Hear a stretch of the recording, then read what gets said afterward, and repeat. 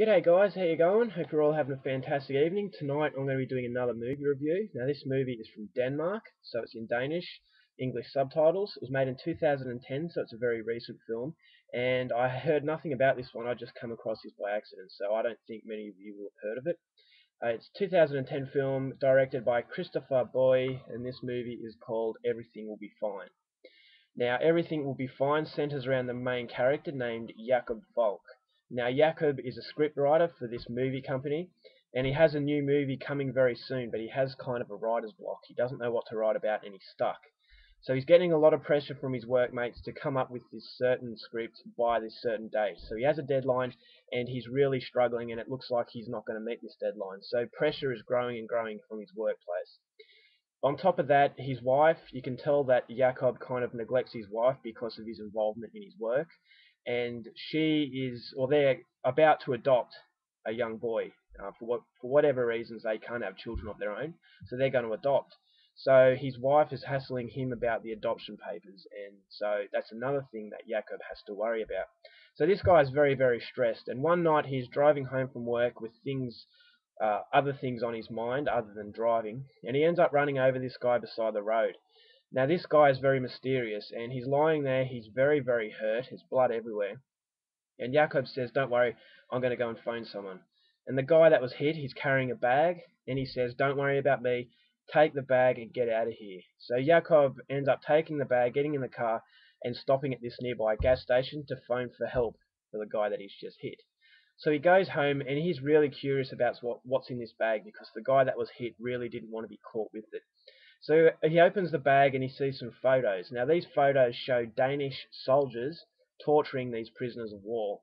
So this is the reason why this guy didn't want his bag getting into the wrong hands.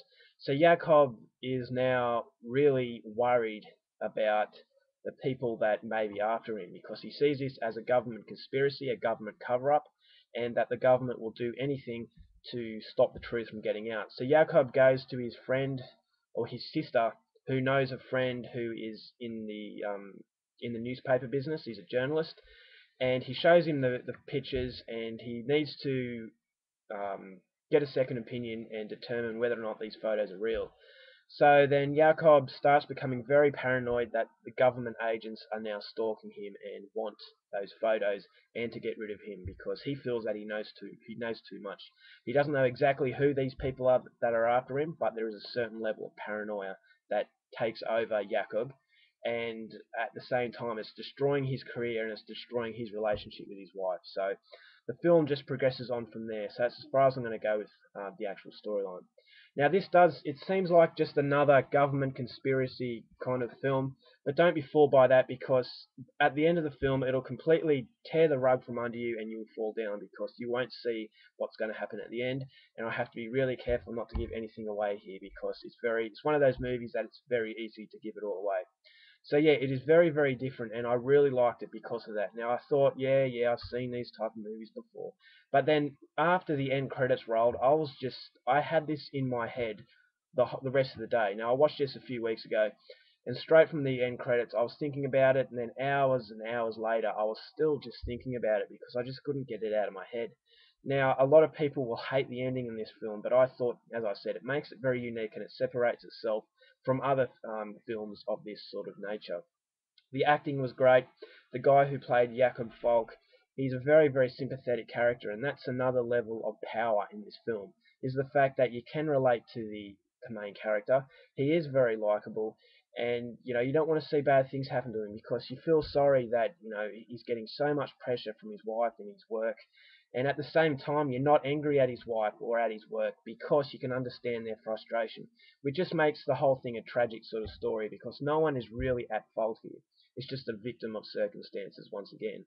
I have to say this is an incredibly sad film, so if you don't like those depressing kind of feel, don't watch this film. I thought at the end it was absolutely heartbreaking, so it's definitely a film you have to be careful with. It's going to make you think. It is a very complex movie, so you might have to watch this more than once. I actually felt that when I watched this the second time, it was a lot better than the first time. It's got very, very subtle hints as to where it's going, but you won't notice it because it's not that obvious, which makes it even better. Because if you go in a second time, you'll think, oh, okay, I know what the director was trying to do with this certain thing. So a film with layers, which is very rare these days, and I'm surprised that I heard nothing about this one because it is a lot better than just a movie that stays in the background. It deserves to be recognised. I hope that Hollywood don't remake this one, although I don't think they will because, as I said, it's not one of the wider known sort of films. But yeah, definitely a very good film from Denmark. If you can put up with subtitles, then I would highly suggest you go and get this one. Very, very different. I have to be very careful, as I said. It's very easy to give it away. But I'll say that, the acting was great. Cinematography, that's another thing that I almost forgot. The director filmed this film beautifully. It was very, very well shot, and, it's a lot of color, but it kind of stays in the realm of paranoia. Now, everybody in this film could be a bad guy, and that level of paranoia is matched by the actual cinematography because the colors are just blended in really, really well, and it really does suit the mood, and it does create that sort of uncomfortable sort of feeling. So once again, with the cinematography, I have to be careful not to say anything too revealing. So yeah, definitely a very good film from Denmark. I would highly recommend it. If you're a fan of Scandinavian horror slash thriller, this is definitely one you have to pick up. So yeah, that is Everything Will Be Fine. I don't know how to pronounce the title. I'm going to give it a go. Alting Bliver Gut Igen. That's the Danish title, but I've butchered it. But yeah, definitely give this one a shot if you get the opportunity to come across it. Alright guys, that's my review for tonight. I hope you have a great evening or whatever time it is in your part of the day. Take care of yourselves, stay happy, and I'll see you later.